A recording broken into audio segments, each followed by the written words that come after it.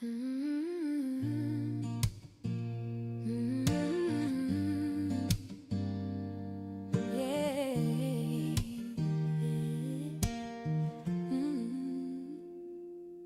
A mother's heart is the hardest thing you'll ever come across. Her nurturing love will make you feel super soft. I don't wanna ever see you when it's sad. I can't stand the thought of seeing a mother sad. When they took her kids, it tore her apart. For the first time in her life, she was absent of heart. Not knowing where to turn, she buried her head. Is she alive or is she dead?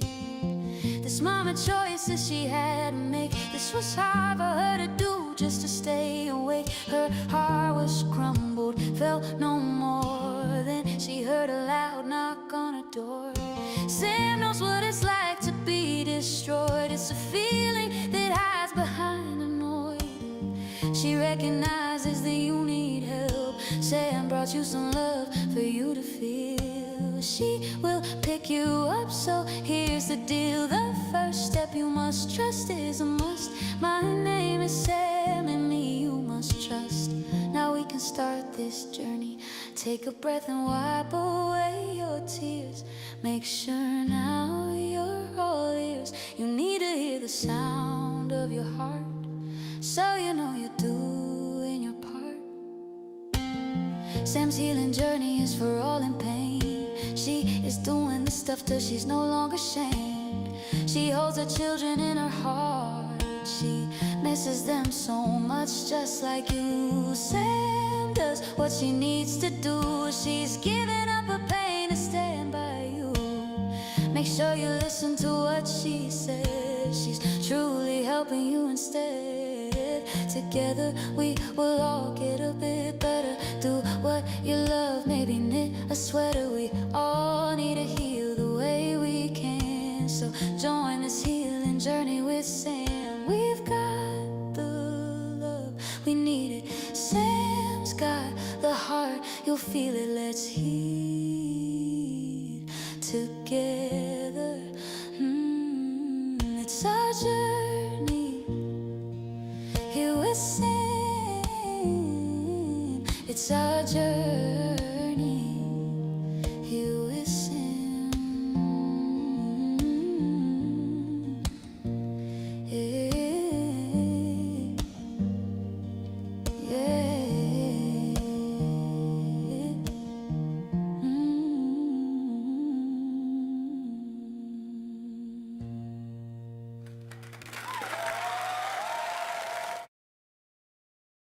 Parents who've lost time with their children carry a unique kind of pain. This is Heal with Sam. This space is for parents healing from CPS trauma and ambiguous grief. Dealing with CPS is the hardest thing a loving parent can be forced to do. In a system that isn't designed to protect, but to profit, it can feel like you're going crazy. Join me in a conversation of self-discovery tools, self-care strategies, and empowerment techniques to help you overcome the challenges of life without your children, heal from trauma, gain clarity, and strength.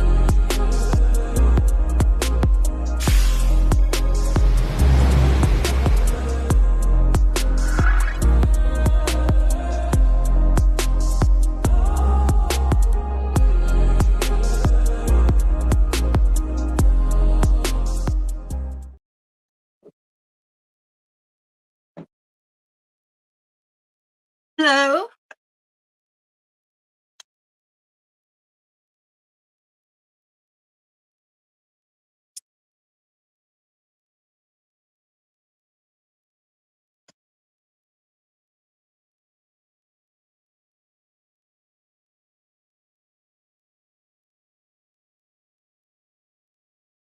Okay. Hey, Miss Debbie. Sorry, I couldn't see there for a second. Welcome to Heal with Sam. The Heal with Sam show is a space for parents and families who have been violated and traumatized by CPS. Good to see you, John and Miss Debbie. I have a question to start today's show with. And then I was going to share what I experienced this past week. My question, we'll give it a few more minutes.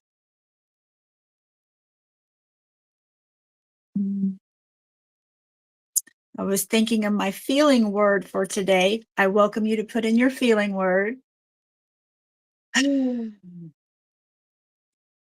Train wrecked? I don't know. It's kind of negative. Glad Christmas is over. Is that a feeling word? I think it is.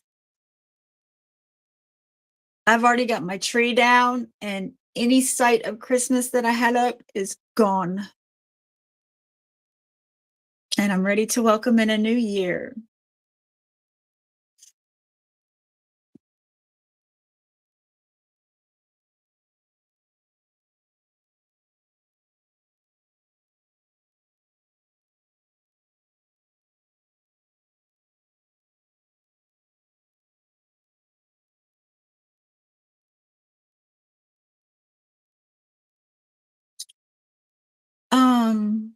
I'm going to hold off on my question, and I'll go ahead and start what I experienced this past week.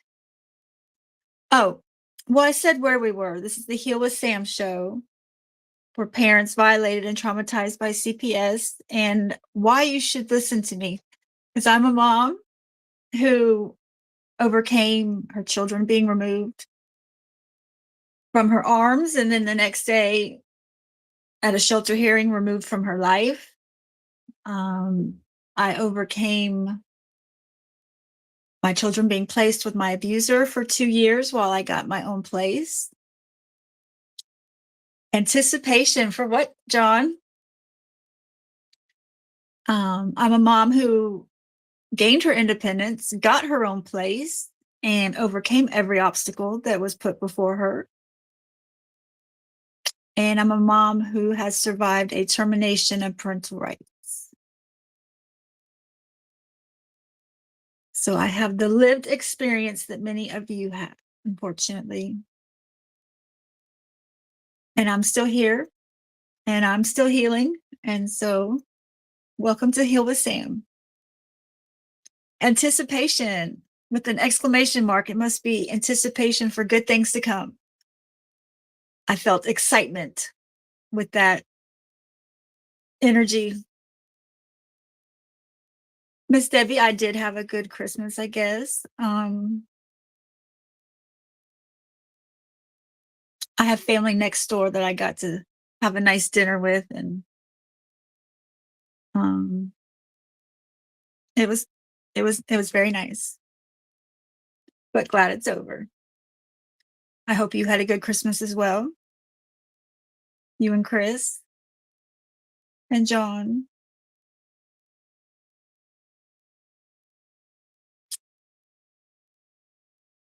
So this past week, what I experienced was the time of year when I reach out to the adoptive mom.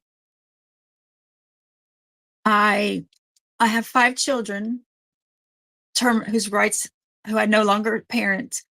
3 of them I don't know where they are, but my youngest 2 I do know where they are, and they're actually like 10 minutes away from me. And so 3 times a year, 3 to 4 times a year, I reach out to the adoptive mom. And it being Christmas time, that's one of the times I reach out to her. I also reach out to her every January for my daughter's birthday, every March for my other daughter's birthday. This past year, I reached out at back to school time because my youngest had started kindergarten.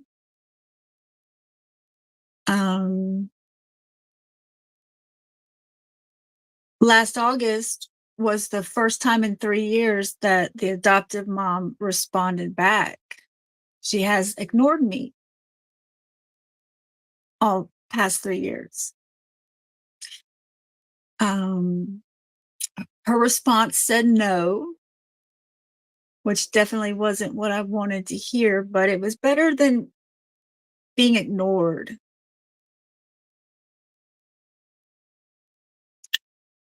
No due process in 2025. 2026 has got to be better than 2025. I'm convinced.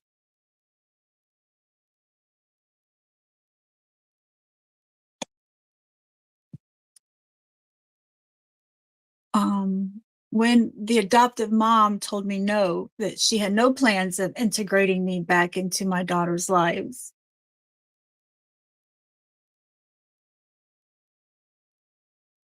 My response was, "Thank you for responding." That's all I said. um, and I meant that. That was genuine. Like, I did appreciate her responding and not ignoring me. I didn't have anything else nice to say, I guess you would say, so that's all I said. But I I know that in my response there was so much growth and emotional regulation and healing that I have done, because there was once a time when telling me no would have gotten a huge response from me. And then telling me no about something I know I'm right about, oh Lord. So I'm very proud of that growth. Um, her letter, her first response, her only response was very rude to me. My letters to her are very, I mean, they're filled with gratitude. They're focused on the girls, not me, not any adult. My reach outs to her are, they're short, to the point, filled with gratitude, and focused on the girls.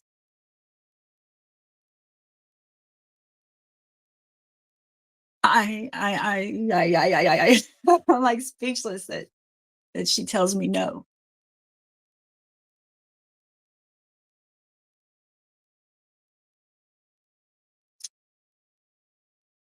Um,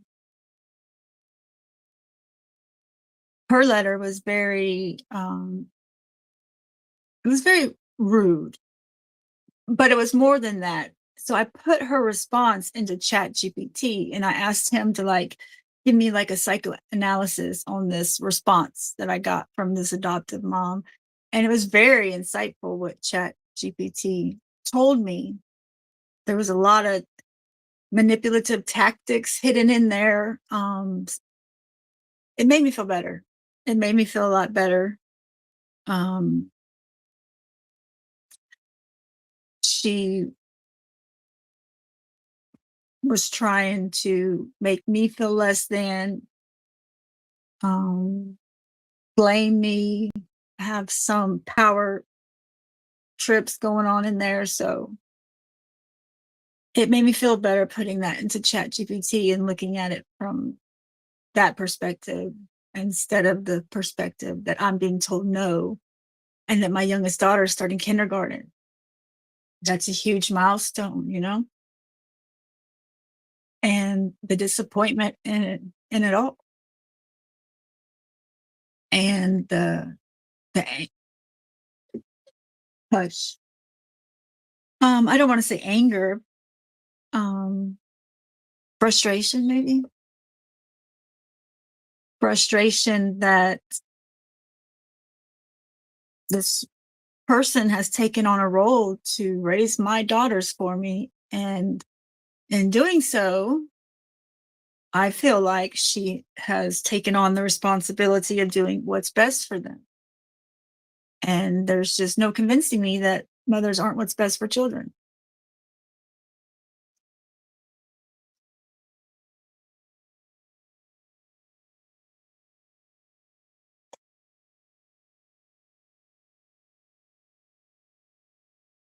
And all that being said, she seems to take very good care of my daughters. So I am great. I am grateful to her. We used to be friends. She was the maid of honor in my wedding, and I was the maid of honor in her wedding. So it's even more crazy to me the way she treats me. We've known each other for 25 years. I know her family, she knows my family. Like, we used to be very close. So the whole thing is very odd to me. But she told me no in August. And I don't know if she thought that was going to stop me from asking, or I don't really know. But I have no intentions of stop asking. I'm going to ask 3 to 4 times a year until we can come to a different, so so solution. In my letters to the adoptive mom, I not in every letter, but in past letters, I have shared that um whatever my reunion or integration with my daughters looks like is up to her. Like, I realize I lost that right. I'm not trying to step in and parent and make demands or anything like that. Like, I'm asking her, look at this. Can y'all see this? Oh, don't stop now. This is the most rotten healing dog I could ever imagine having. He's rotten, absolutely rotten. Yeah, I told on you because you're rotten. You're rotten, crazy. He's my healing dog, but now he's my aggravating dog. He's got his head over here. It's so cute. I do love him. Oh God, hush. Sorry.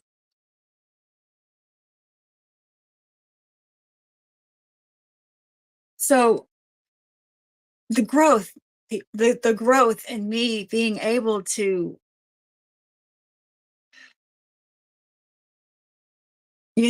come from a place of not being mom anymore. It's really kind of sad. And I know when I first experienced this, I threw a fit and everything, but that's normal. That's normal. It'd be concerning if I didn't. Hello to witness band. I was just talking about last week when I reached out to the adoptive mom of my 2 youngest daughters, kids. Hello to you. And I was just introducing my aggravating healing dog. He's finally laid down, it looks like. He's so cute and bad.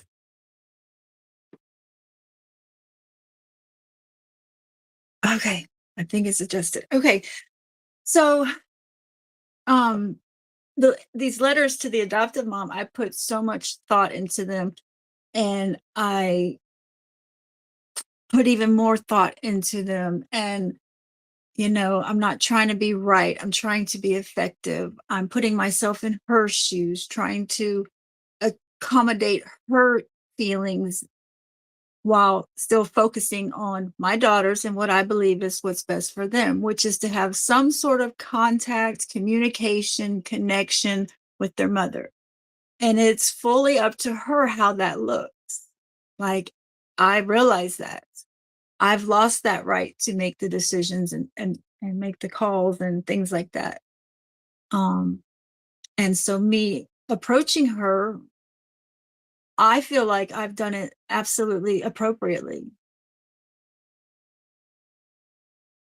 You know, what I think, oh, he is a gorgeous dog. Thank you. He is a black lab, 90 pounds, almost 2 years old. Thank you.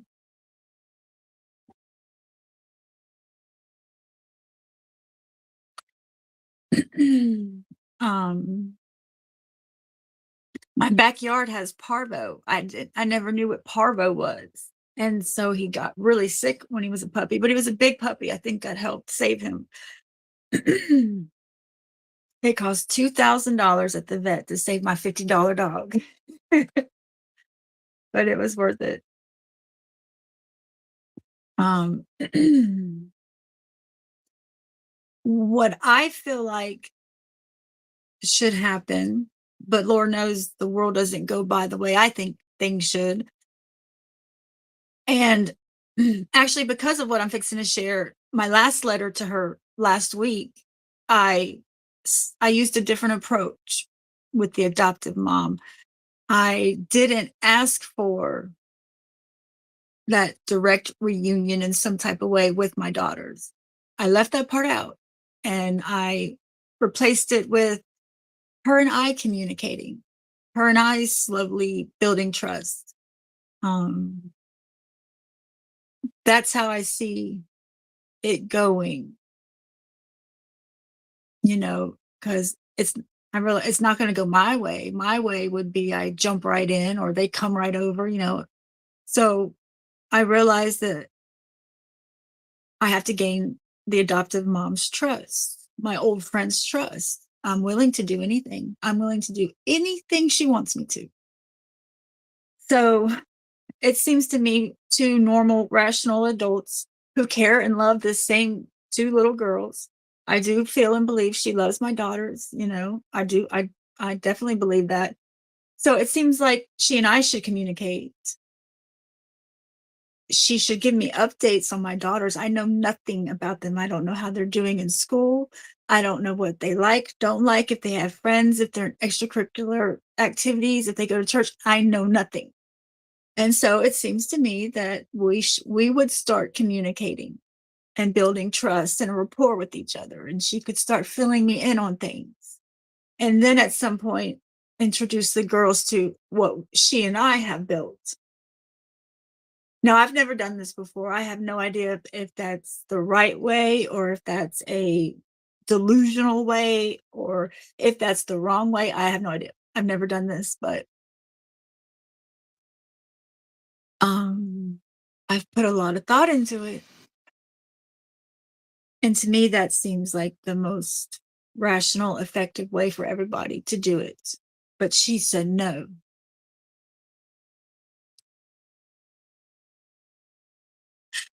Who says you lost that right? Raising your children is God's given. And who has the authority above God? Nobody.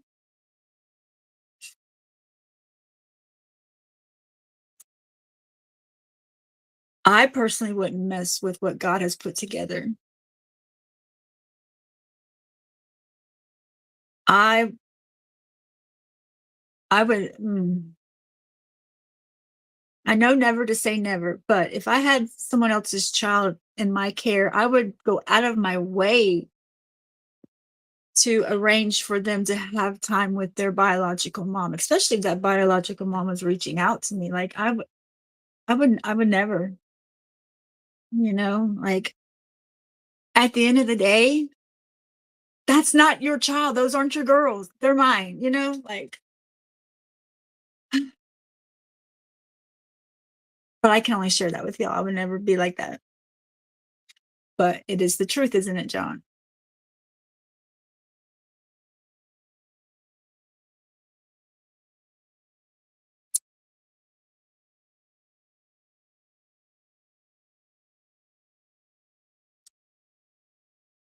I know more about adoptions than I ever wanted to.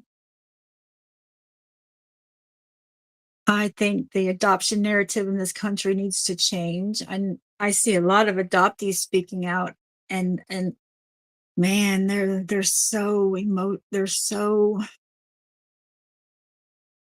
they're strong and beautiful, but they're so angry and disturbed.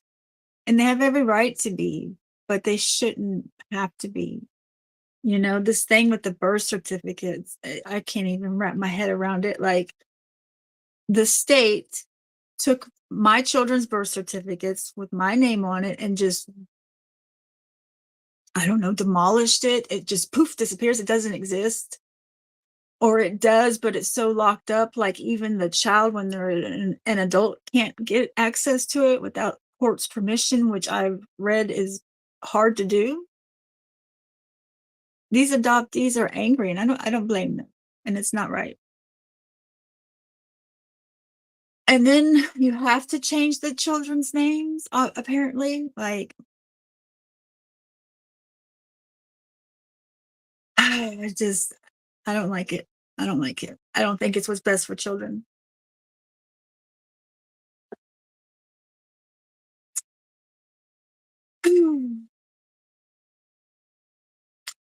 I think that's all on that topic.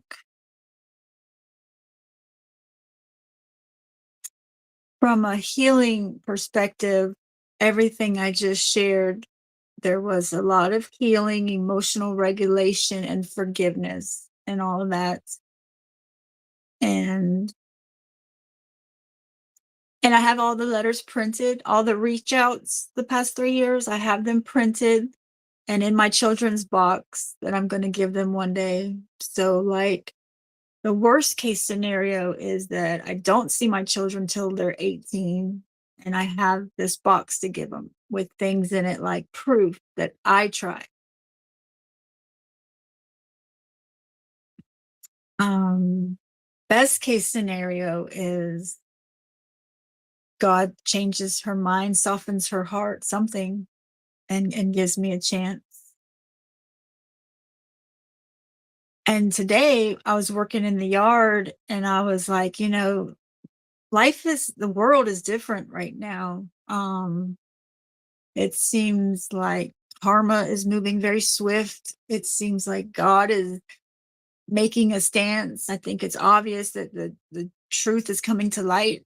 um Things are changing, and was working in the yard and I was like, I really think she's wrong. I just think she's wrong. I think she's made the wrong decision. She's going about it the wrong way. I don't think she I think she's wrong.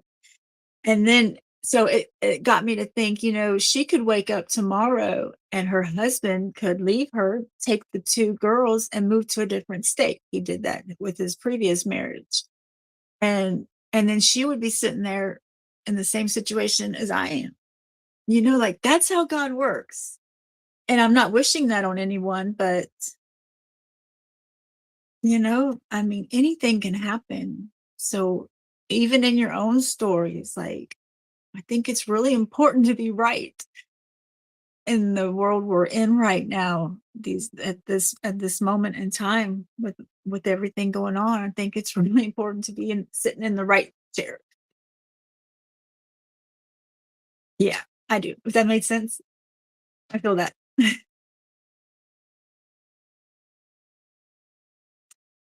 Um, the birth certificate thing is being done here. It happened to a friend that I know from.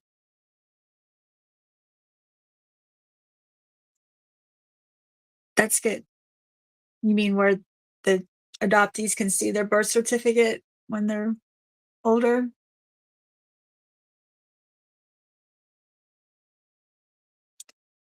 To me, that's just common sense. There's a big uproar on TikTok right now where the adoptees are like, we have a right to our birth certificate. And somebody made a comment that the birth parent may not want to be found. And so I'm I don't know what, if I had to guess, maybe 2% of bio parents might feel that way, or extreme egregious situations. But I've seen lots of birth moms speaking out saying, I want reunion. I wanted reunion the whole time. Most of the birth moms are saying I didn't want the adoption. I know I didn't want my children's adoption. I was coerced. That's right. That's right, John. Yep. And I think the adoptive mom, and they go to church. I'm pretty sure they're very involved in church, which doesn't necessarily mean anything. I don't go to church because I've worked every Sunday the past 4 years, but I'm very close to God. So going to church doesn't mean anything, but I do pray for us all to work together soon. I really do. She's good people, and I'm good people.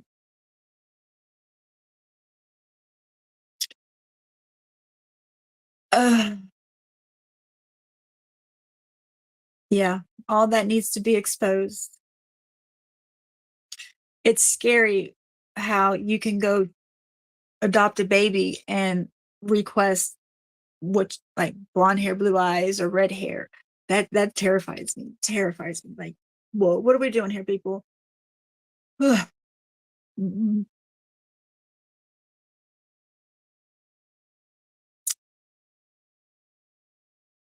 And I strongly feel that foster parents shouldn't be allowed to adopt. I feel that. Actually, the way I feel right now and have past 3 years is abolish adoption, just abolish it. That may be extreme.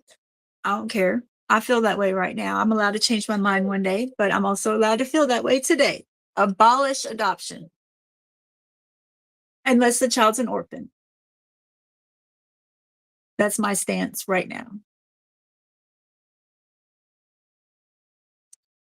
My question I mentioned earlier that I had was, in the beginning of your CPS case, what was the biggest violation that you experienced? The biggest injustice or violation,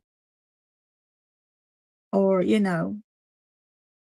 what's the most messed up thing that they did or happened in the beginning of your case? In the beginning of your CPS case, what was the biggest violation that you think you endured? My answer is, at the arraignment, the hearing after the shelter hearing, I had to put in a plea. I didn't understand that. I thought that was just criminal court. But my biggest violation of my rights and feelings was, I told my attorney not guilty, and she said, you can't plead not guilty. And I was like, not guilty. And she's like, well, you'd have to go to trial. And I was like, great, that's fantastic, let's go. And she's like, oh no, nobody ever pleads not guilty. And so she talked me out of, hush it. So she talked me out of the plea I wanted to, give. And I guess she made me say no consent. And then she, signed the case plan for me, basically. I would have liked to have had an adjudication hearing. I didn't know my rights. I didn't know what the hearings were. I didn't know anything.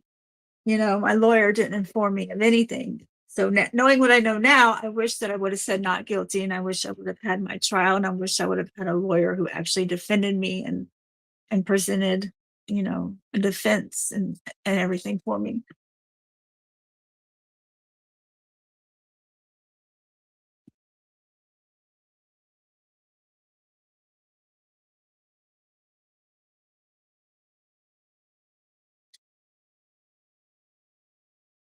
I hear you, John. Can you think of the biggest violation in the beginning of your case? I'm sure it was a lot of things, but just one not isolated, but just one event. For me, it was not being able to plead not guilty, being forced. Hush, being forced to plead no consent. That's my answer for the beginning of my case.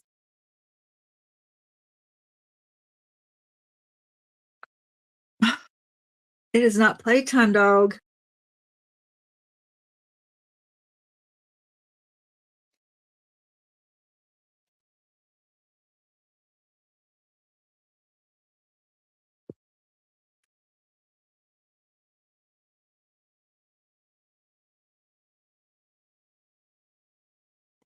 Oh my goodness. You are too much. You're too much. There's a book, Your Dog Mirrors You.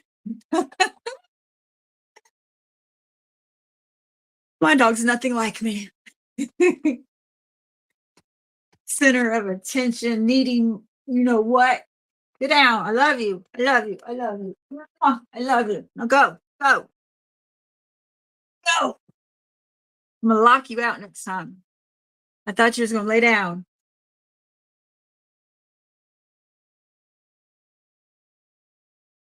My dog is a free spirit, non-listening, loving, great dog.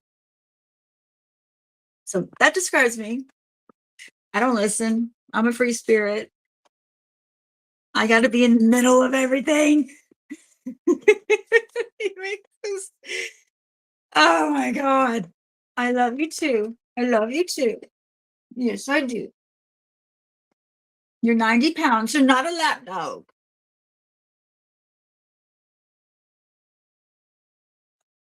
Gone. Gone for real. Go.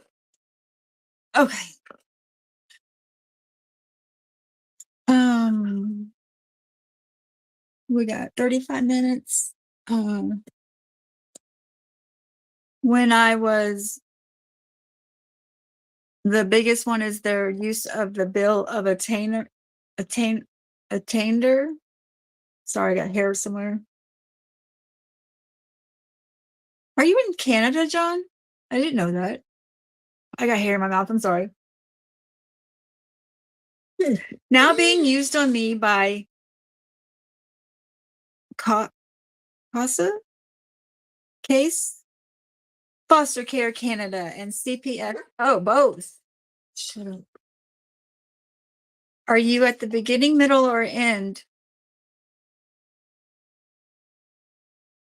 Or appeal?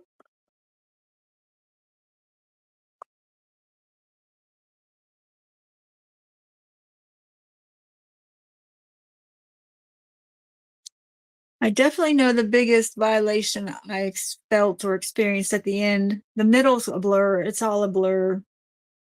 It's a nightmare.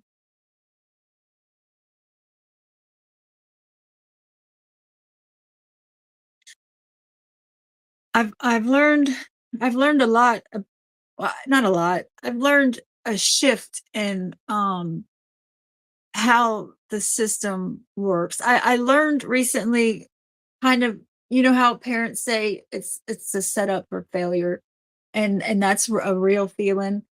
I've kind of learned recently why it feels that way.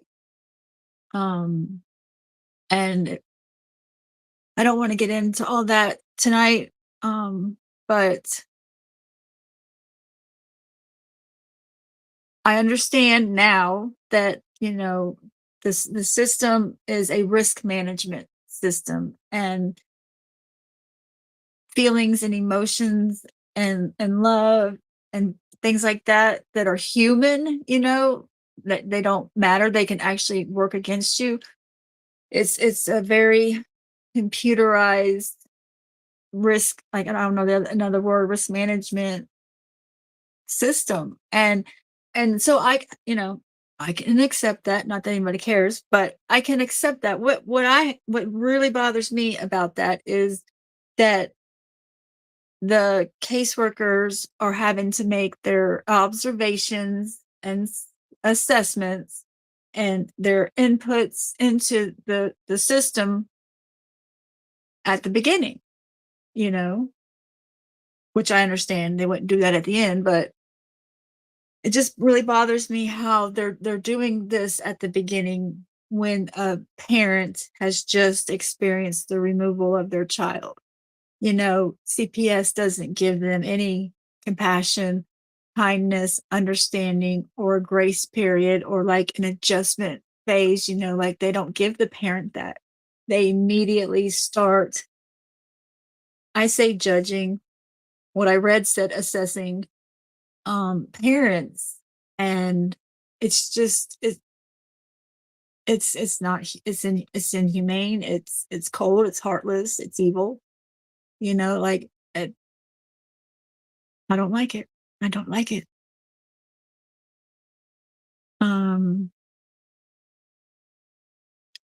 the first 3 or 4 months after my children's removal, I was a angry, hot, emotional mess, and I had every right to be that way. Every right to be that way. Like, if I wasn't that way, really, that's what should raise the red flags in my eyes, and any other person with a soul and heart. You know, like, hello. So I just recently learned how being overwhelmed can be seen as, oh, I have a list of it. We'll go over it later. But yeah, I really,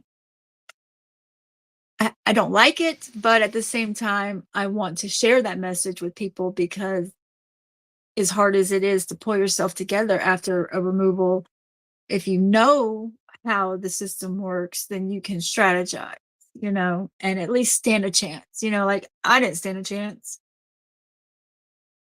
And for the parent who even knows this information, they do stand a chance, but there's definitely no guarantee. Not in our child's welfare system.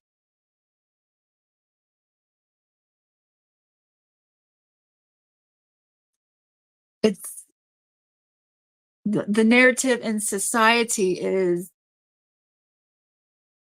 a parent loses their children, gets a case plan, completes the case plan, and then gets their kids back. And that's not how it works. Like, I completed my case plan, I still had a TPR. Just because you complete your case plan, if you have an open case towards the end, you know it, that's no guarantee that you'll reunify. What I hear most commonly for a while now is that once a parent does complete their case plan, they just add more tasks to it. So society's narrative is so inaccurate of the truth. And I hope for that to change one day, like very soon.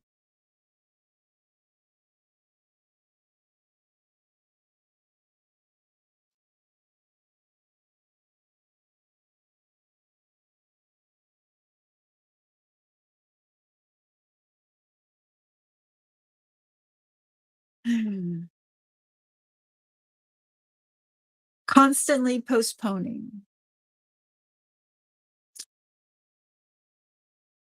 which is common. The more time your child is away from you, it's like the more leverage they have. And they brain not you, John. You seem very headstrong and focused, but the more time you're away from your child, it's like the more head games they get to play with you or with me. I guess I should say me. Um, you know, it's a horrible experience. Horrible.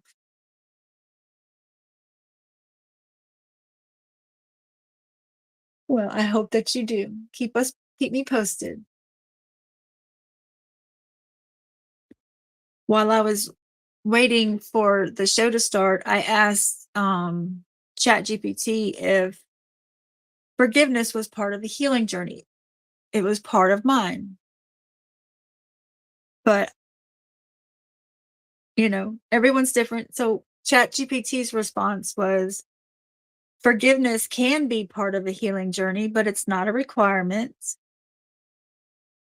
Here's the truth most people don't say out loud. Forgiveness is a result of healing, not the starting point. And I was like, oh, yeah, I did it backwards, but that makes sense.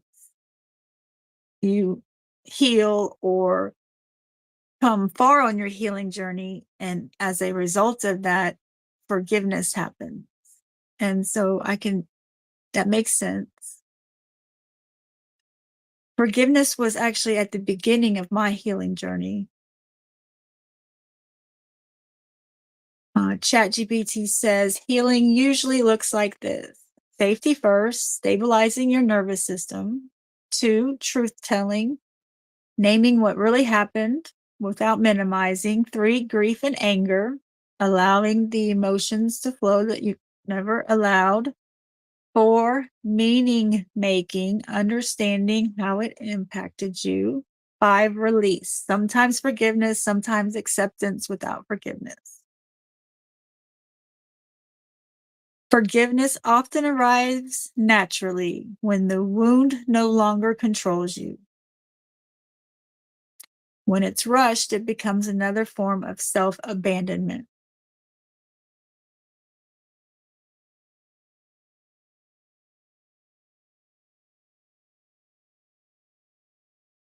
What forgiveness can look like: this no longer defines me. I don't need revenge to be free. I release carrying this pain in my body, and I choose peace over continued suffering.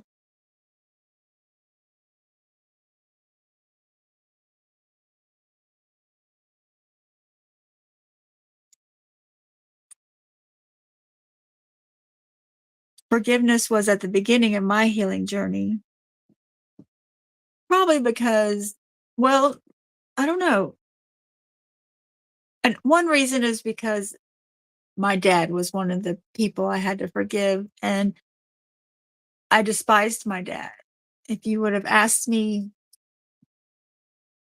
at the beginning and middle of my CPS case, maybe the end too, I would have said to you, my dad's dead to me, and I would have meant that, but that never sat right with me. Like, that's not me. You know, I had a good dad.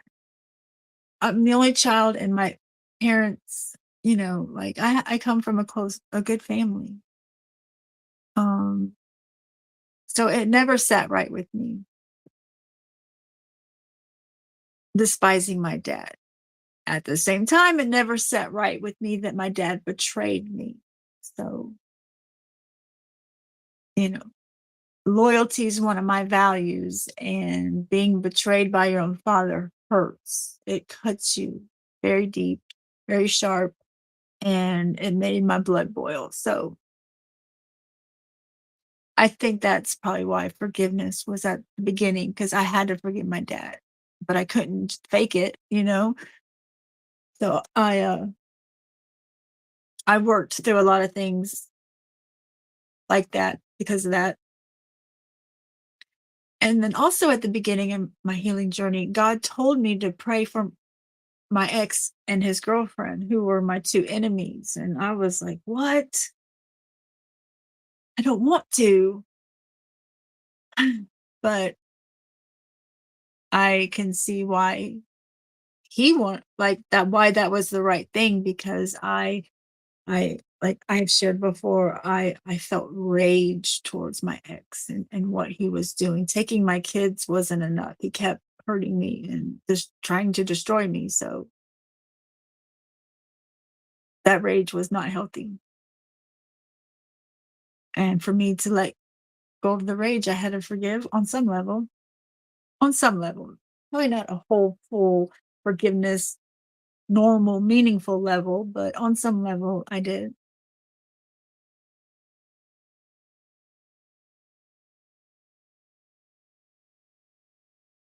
I have been learning the Bible and about God and Jesus from birth, but I have seen demons too, and more of the supernatural. And now I see how God has made my path ready from birth for all of this to be. I love that. That's beautiful. Me too. Um, that that warms my heart. That makes me happy for you, but at the same time, that also lets me know that you've overcame a lot of obstacles too. Um, the path is not easy, but it's worth it. I believe one day it'll be even more so worth it. But as I sit here today, it's definitely not bad. I definitely have more to be grateful for than I do bitter. Um,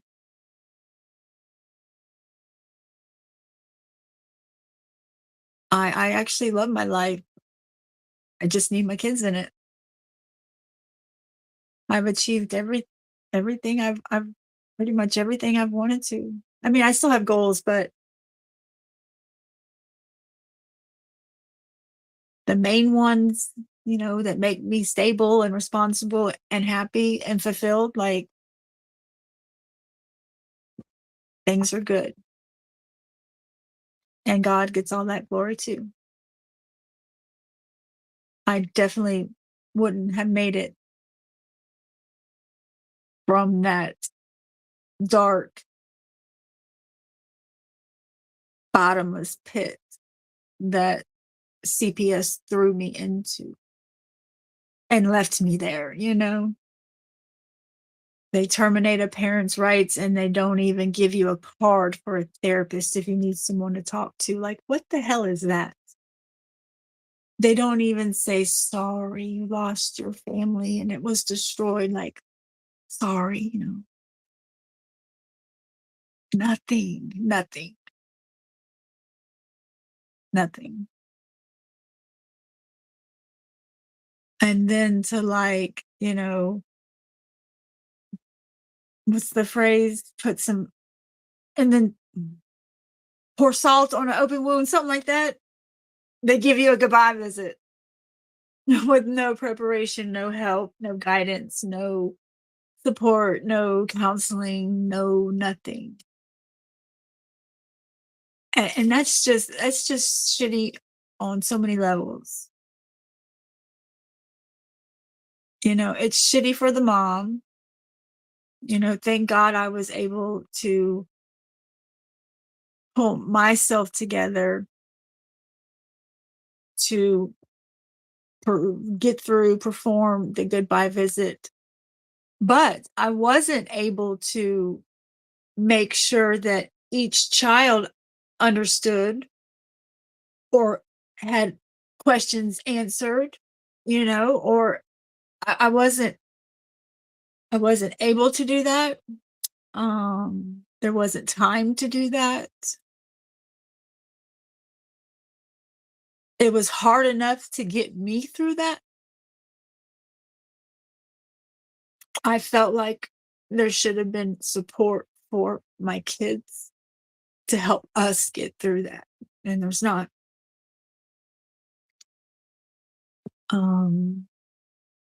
My two sons were in the same foster care home, and those foster parents apparently prepared my two sons for the goodbye visit, in that they knew what was going on. Like my son said, "When am I going to see you again? Where can I find you when I'm older?" They had gifts for me. So though I don't know, the foster parents never did, which I have issues with that, but my sons were prepared to some degree, to some level. And then my visit with my three daughters, they had no clue what was going on, you know, and I wasn't prepared for that. So CPS sucks.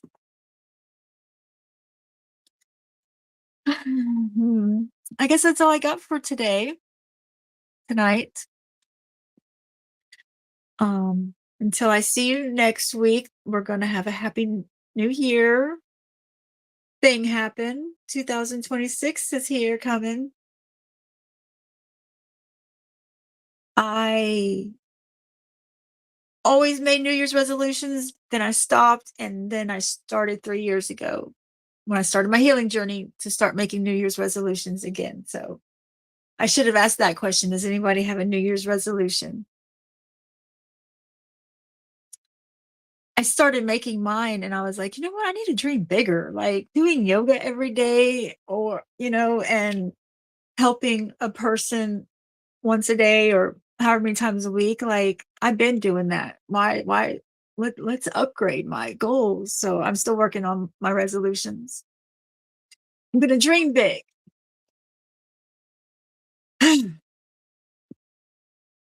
So happy new year to everyone. I won't see you until then. I hope your new year and new beginnings starts out with a bang and is everything you want it to be and more. A mother's heart is the hardest thing you'll ever come across. Her nurturing love will make you feel super soft. I don't wanna ever see you when it's sad. I can't stand the thought of seeing a mother sad. When they took her kids, it tore her apart. For the first time in her life, she was absent of heart. Not knowing where to turn, she buried her head. Is she alive or is she dead? This mama choices she had to make. This was hard for her to do, just to stay awake. Her heart was crumbled, felt no more. Then she heard a loud knock on her door.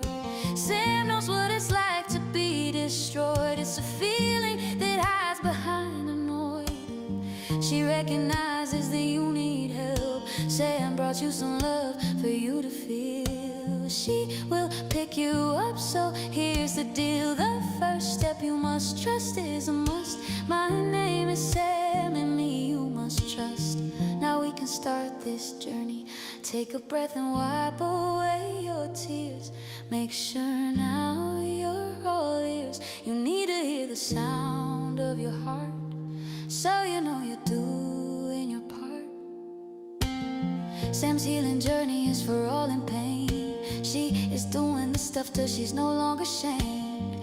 She holds her children in her heart. She misses them so much, just like you. Sam does what she needs to do. She's giving up her pain to stand by you. Make sure you listen to what she says. She's truly helping you instead. Together we will all get a bit better. Do what you love, maybe knit a sweater. We all need to heal the way we can. So join this healing journey with Sam. We've got the love, we need it. Sam's got the heart, you'll feel it. Let's heal together. It's our journey here with Sam. It's our journey here with Sam. Yeah.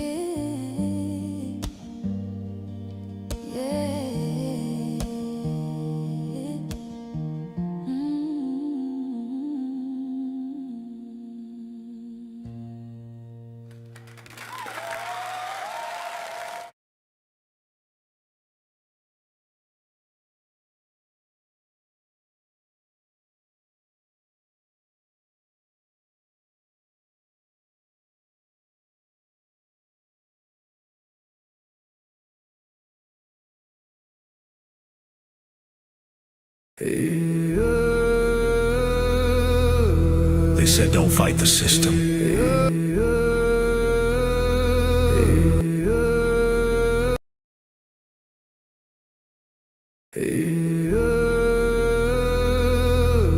They said don't fight the system.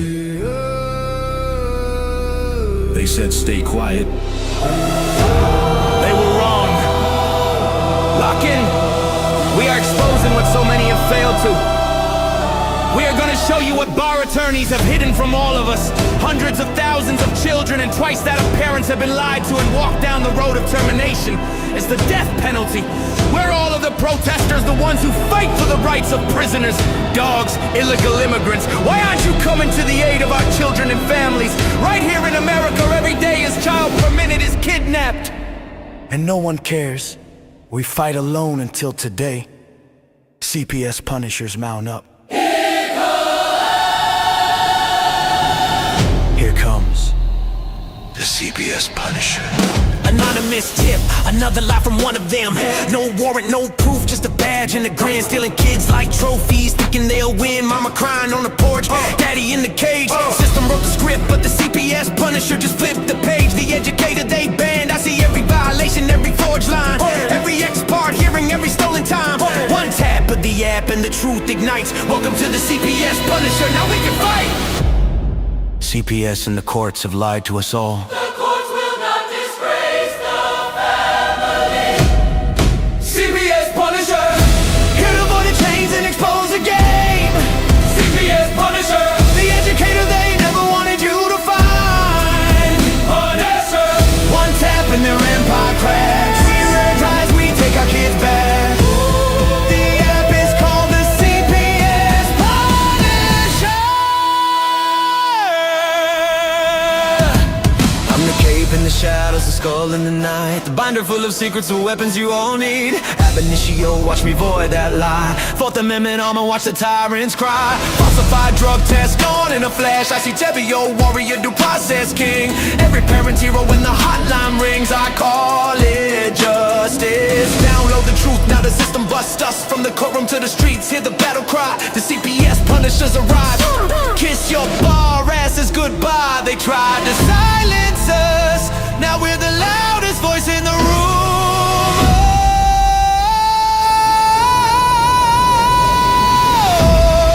CPS Punisher, here to avoid the chains and expose the game. CPS Punisher, the educator they never wanted you to find. Punisher, the children never leave again. Families rise, we never look back. We now use the CPS Punisher.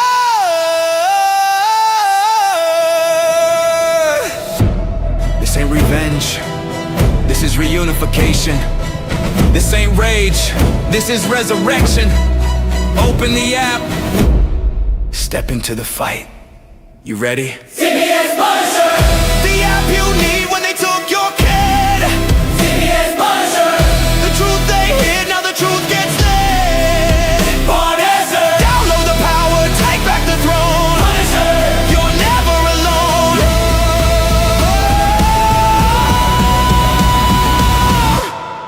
CPS Punisher. The educator they never wanted you to find. Void complete. Family restored. The bar is finished. The Constitution will prevail. Judges do what's right. Treason is your penalty.